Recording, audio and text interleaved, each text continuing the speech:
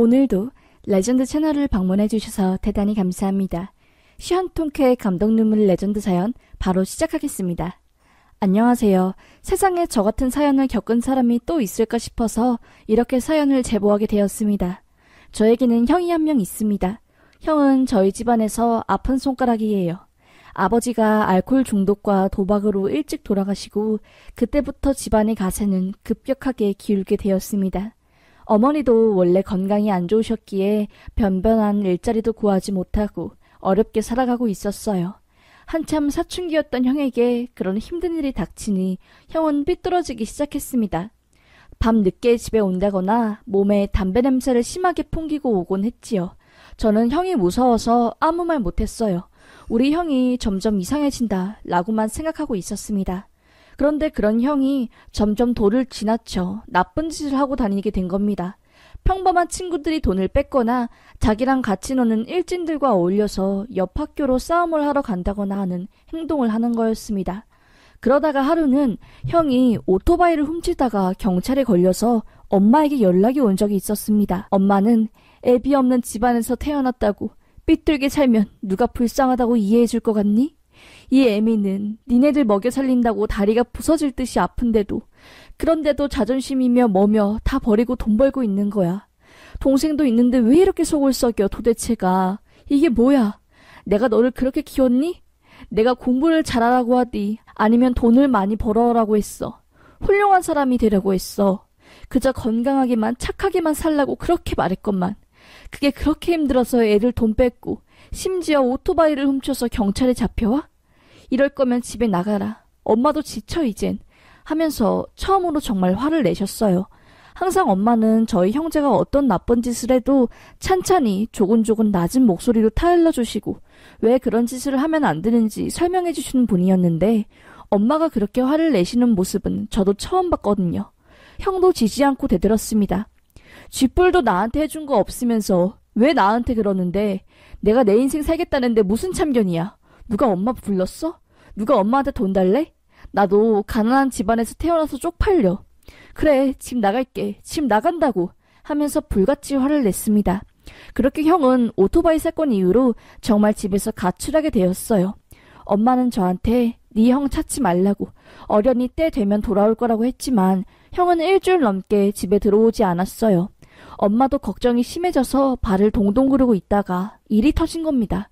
형이 본인보다 나이가 어린 후배들을 몸팔게 해서 돈을 번 그런 무리에 들어가서 돈을 벌었던 거였습니다.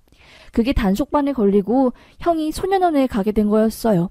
그 과정에서 형이 성인을 패고 또 엄청 폭력을 썼더라고요.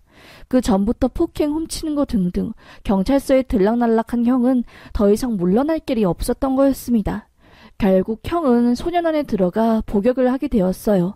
고등학교도 자퇴하고 온 동네에 형이 저지른 범죄들이 소문나서 얼굴을 들고 다닐 수도 없게 되었습니다. 제가 다니는 중학교에 3학년 형들이 제 반까지 찾아와서 제가 그 선배 동생이냐고 대박이라고 하면서 수근수근 대는 바람에 담임 선생님이 제 반 앞에서 선배들을 내보낼 정도였습니다. 저는 그때부터 대인기피증이 생기고 형에 대한 증오가 커졌어요. 엄마가 피땀 흘려 번 돈은 전부 형이 저지른 일에 대한 합의금으로 쓰였고 엄마는 형 뒤에서 피해자 부모님들에게 무릎을 꿇으며 선처를 바랄 뿐이었지요. 그렇게 형은 소년원에서 나와 보호관찰을 받으며 다시 집으로 오게 되었습니다. 엄마는 진지하게 말했어요. 아무리 집안 환경이 힘들어도 그것을 핑계로 남들을 괴롭히고 몹쓸 짓을 하면 천벌받아. 엄마가 왜 너한테 착하게 크라고 했냐면 네 애비처럼 크지 않길 바랬기 때문이야. 툭하면 네 애비 술 마시고 여자들한테 치근덕대는 게 너무 싫어서 제발 내 자식들은 그렇게 크지 않길 바랬는데 이게 다 먹고 살기 힘들어서 엄마가 너네들을 잘 챙기지 못한 내 잘못이겠지.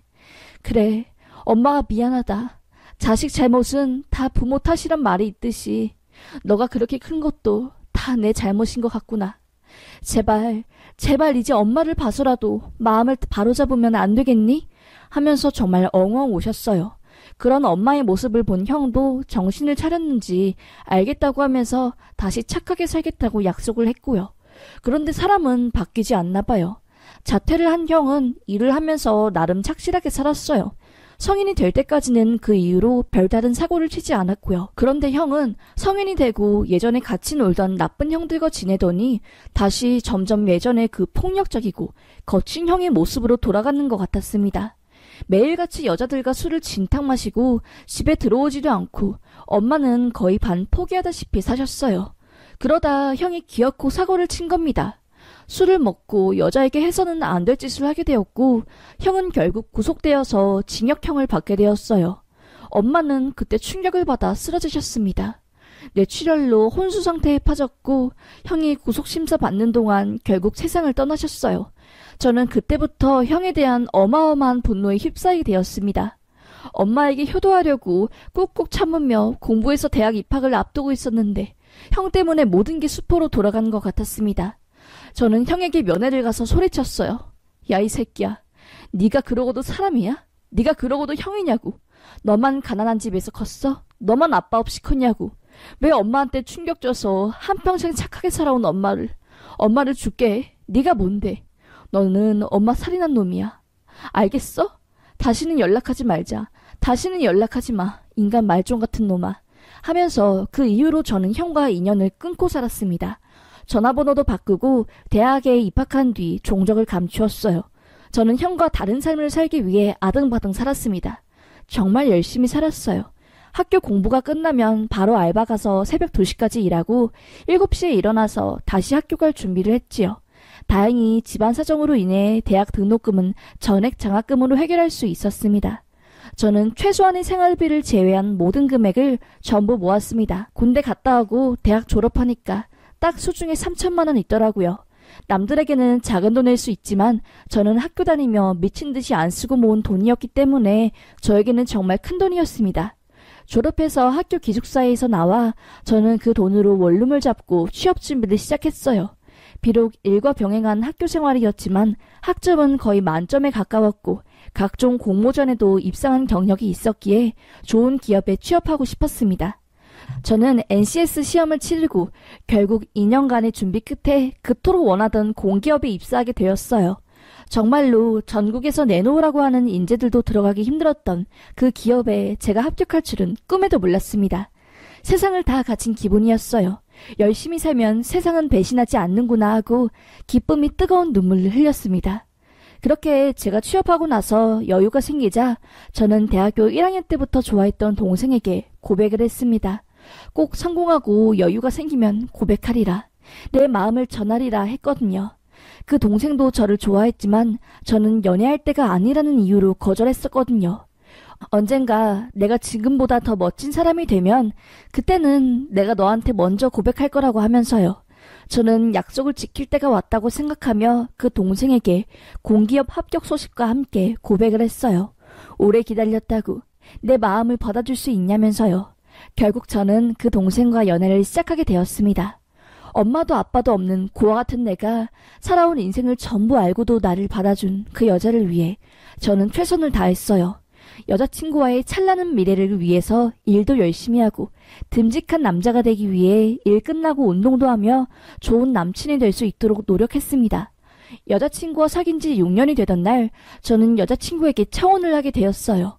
평생 같이 살고 싶다면서요. 그렇게 저희는 결국 결혼에 꼴이 나게 되었습니다.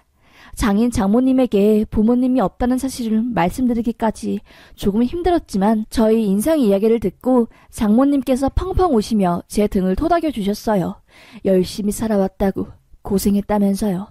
이런 나를 알고도 받아주신 장모님께 너무너무 감사했습니다. 저는 신혼부부 대출과 제가 6년간 직장생활하면서 모아둔 돈으로 작은 아파트에 들어가게 되었어요. 하루하루 지나가는 게 아까울 정도로 감사한 하루를 보내고 있었고요. 그렇게 평화로운 나날들을 보내고 있었는데 10여 년간 연락이 끊긴 형이 갑자기 어떻게 알고 저에게 연락이 온 겁니다. 부재중 전화가 수십 통 와 있길래 이게 뭐지? 하고 일 끝나고 전화를 걸었어요. 형이 목소리인 겁니다. 저는 형 목소리를 듣자마자 끊으려고 했지만 형은 다급하게 끊지 말아봐. 잠깐만 만나서 이야기 좀 하자. 제발 보고 싶어. 제발 좀 한 번만 만나주라. 제발 이렇게 부탁할게. 하면서 말을 하는 겁니다. 한 번도 형이 나에게 어떤 부탁을 한 적이 없었는데 이렇게까지 말하는 걸 보니 마음이 또 약해지더라고요. 저는 결국 일 끝나고 형을 만나게 되었지요. 그렇게 약속을 잡고 약속 장소에 나가 형을 만나게 되었는데 형의 몰골에 깜짝 놀랐습니다. 어디서 뭐라고 산 건지 몰골이 말이 아니었어요. 저는 왜 나를 찾아왔냐고, 뭐 때문에 부른 거냐고 차갑게 말했지요. 그제서야 형은 본론을 꺼내더라고요. 너 약지에 반지 있네. 결혼했니? 형한테 말하지도 않고.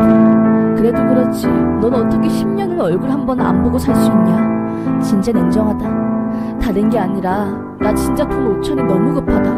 나 다다음 주까지 5천 말을 못하면 진짜로 농담 아니라 손가락 다 날아갈 수도 있어. 빌리고 빌리다가 오죽하면 연근은 너한테까지 연락했겠냐. 들어보니까 니랑 초등학교 같이 다녔던 종식이가 너 엄청 취업 잘했다고, 돈 잘 번다고 하던데. 좋은 회사 들어갔으니까 형 돈 좀 빌려주면 안 되냐? 돈 잘 버는 거 다 알아. 신카 대출을 하던가 네 신혼집 담보로 잡던가 해서 5천만 마련해줘. 딱 5천이면 돼. 라는 겁니다. 저는 그 말을 듣자마자 화가 폭발했어요. 진짜 없던 정도 떨어지게 만든다. 형은 결국 돈 5천 빌리려고 10년 만에 나 찾아온 거야? 내 목에 칼이 들어와도 너한테 줄 돈 없어. 출소해서 정신 좀 차리고 사나 보다 싶었는데 어디서 또 노름하다가 손가락 날아가게 생겼으니 나한테 와서 빌붙으려고 하는데 정말 그렇게 살지 마. 형 진짜 그렇게 살면 안 돼. 나도 돈 없어. 은행에서 돈 끌어와서 결국 결혼하고 겨우 집 마련한 건데 어떻게 5천이 그렇게 뚝 떨어져? 있다고 해도 형한테 안 빌려줘. 그러니까 연락하지 마. 정말 지겨워. 너가 내 형이라는 게 한스러워. 라고 하자마자 형은 뭐라고 있어 이 새끼야 하면서 손을 올리며 폭력성을 드러냈습니다. 그동안 운동을 했었기 때문에 저는 형보다 힘이 셌었고 바로 형을 제압할 수 있었어요. 제가 형이 손을 잡자마자 형은 발길질을 하며 어마어마한 욕과 험한 말들을 저에게 퍼부으며 저에게 죽일 듯이 달려들었어요. 몸싸움이 일어나자 다행히 옆에 있던 분들이 말려주시고 진정이 되었습니다. 포크로 저를 찌르려고 하길래 저는 눈이 뒤집혀 형을 냅다 패고 경찰에 신고하고 그렇게 왔습니다. 한바탕 엄청난 일을 치르고 저는 집에 와 아내에게 이 사실을 말했어요. 형을 만나고 왔는데 돈 안 빌려준다고 나를 죽이려고 했다. 정말 이게 형인지 원수인지 모르겠다며 펑펑 울었습니다. 아내는 제 가정사를 다 알았기 때문에 저를 위로해 주었지요. 그렇게 한동안 마음이 무거웠어요.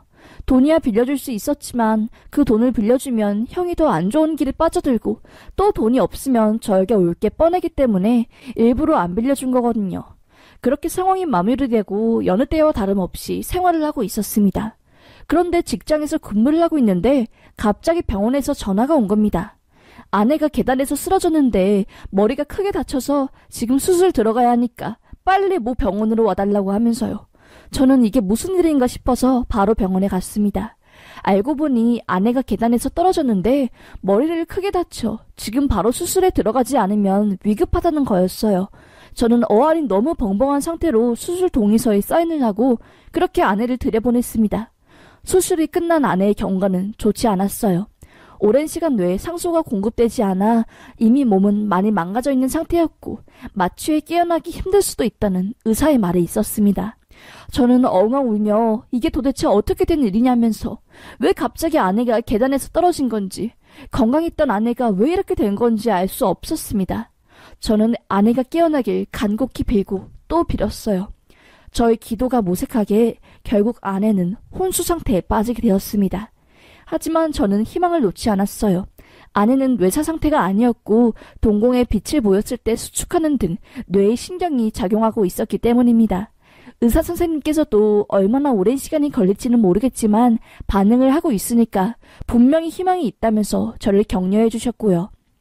저는 그렇게 그날부터 병원에 누워있는 아내의 병간호를 시작했습니다.